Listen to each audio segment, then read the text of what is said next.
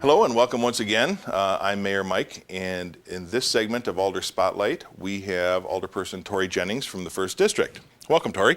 Thank you. So tell me a little bit about the 1st District. What are the boundaries? Where is the 1st District? So it runs west of Division Street, Okay. and on the north side is Maria Drive. On the west side is approximately 3rd Avenue. There's some places that it jumps out down to Ellis Street, and then there's a weird little triangle that goes from Ellis Street, Division, and then it cuts across to Wisconsin Avenue. Okay.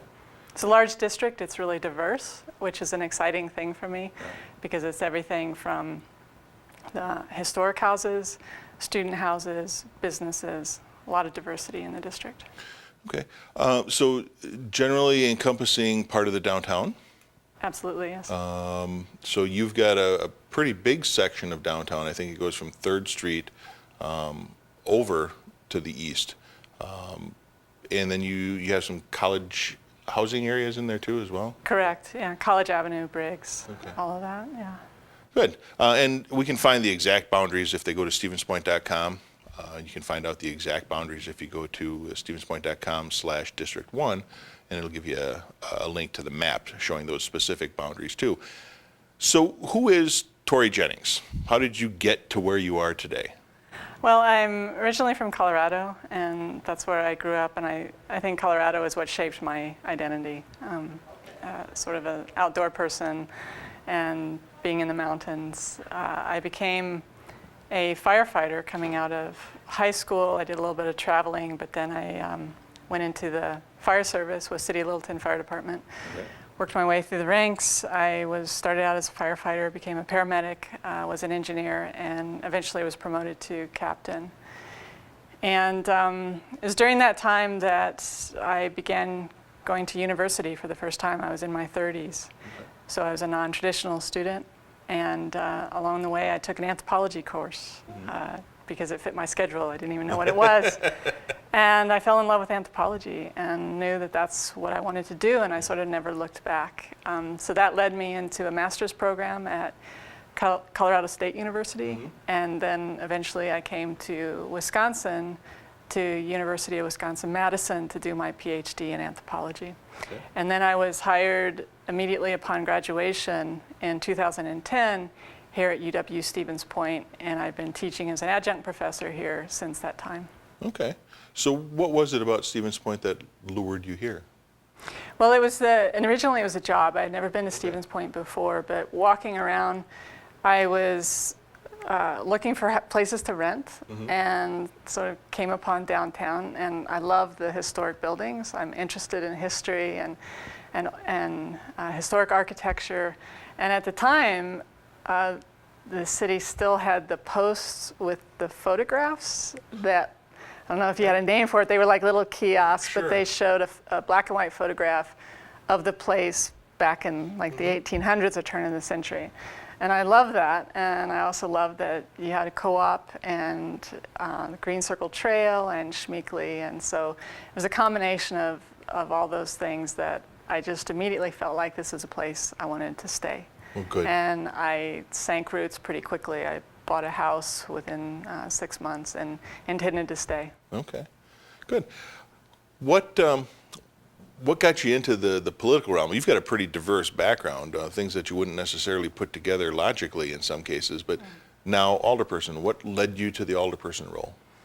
I originally became sort of interested in political issues and began attending city meetings over my concern about student housing and student behavior and conduct out in the community and how that was impacting me and people I knew. So I met people at Old Main Neighborhood Association, began attending city meetings, and it was really from that spurred my interest. And then with Garrett Ryan, we created Revisioning Point, which is a grassroots organization looking at improving the livability and economic vitality of Stevens Point, but it's a grassroots citizens group. And then you selected me to the Bicycle and Pedestrian advisory committee, which was a great experience, and I was elected chair there. And in our first year of the committee, I think we accomplished quite a lot. I think so too. And from that just led me into starting to think about becoming an alder. I thought our district needed engaged representation, and I was meeting more people and just feeling like local government is the way to make a difference. And watching state level politics and national politics, I really saw that it's at the local level where you can make change. Right. And it was literally the evening of the presidential election that I made my decision then, because I thought this is the place to make change. And I literally opened up Photoshop and began designing my first campaign flyer that night. Well, sometimes it takes motivation like that.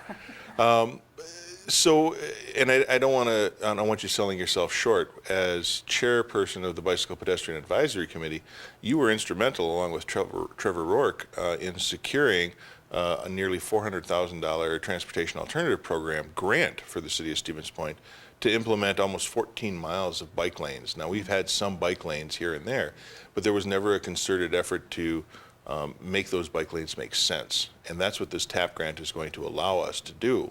Do you want to talk a little bit about the process? I mean, I know it was extremely time consuming. There was a lot of effort put in on your part, on Trevor's part, on the part of the city staff to make sure that this happened.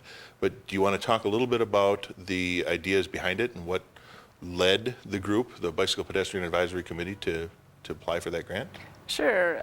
As I remember it, it was early December when you announced that this was available. And we immediately Trevor and I began working on basically the research portion of this. What needs to go into a grant like this to succeed? So I interviewed a lot of people, contacted people in the DOT to learn as much information about successful grants as possible. And then we began, I have a background as an academic in writing grants, so I could draw upon that in terms of what creates a compelling argument in grants. And we met with people, talked with lots of people, and then worked with city staff who were great in sharing their time and being available whenever we needed them to help round out this grant. And the point is to create connectivity. We have a great Green Circle Trail, but we don't have the spokes that connect that. We don't have commuter routes for people on bikes. And the intent and the routes that we picked came from the Portage County Countywide Bicycle and Pedestrian Plan.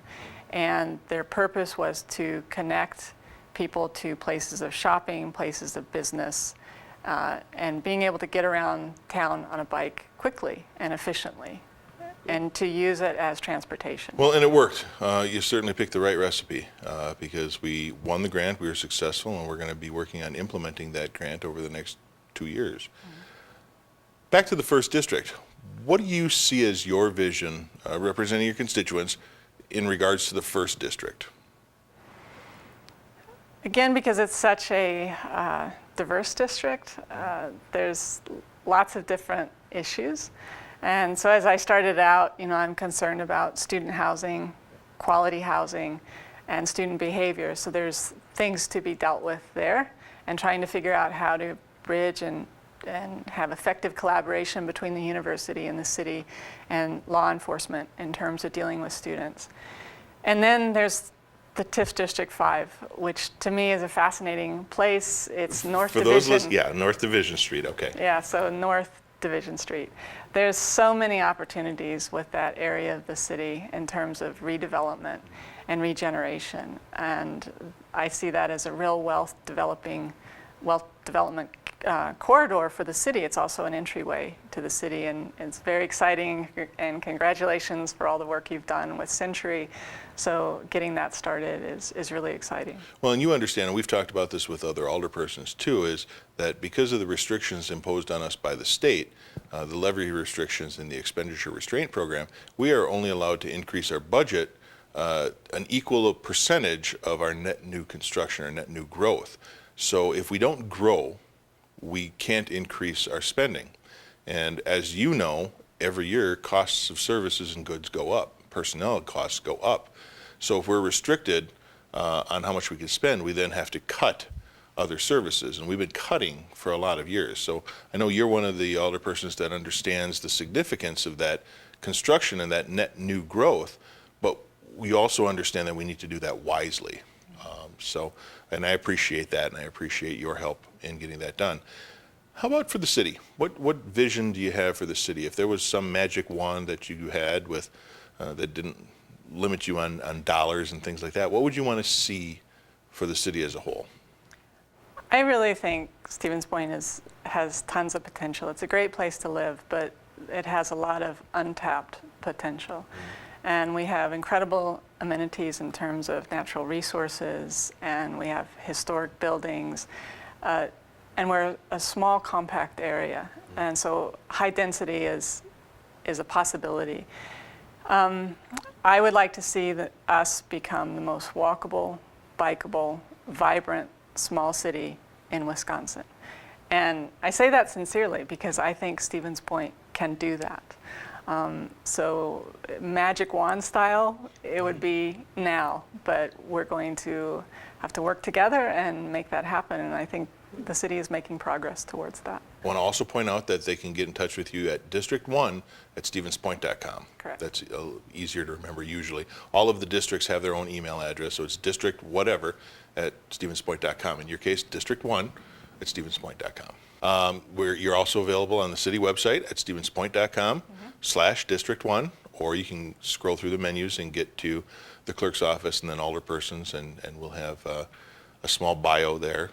And that's also available on our mobile app that you can download through iOS or Android. And thank you, Tori, for being part of this in our Alder Spotlight this time.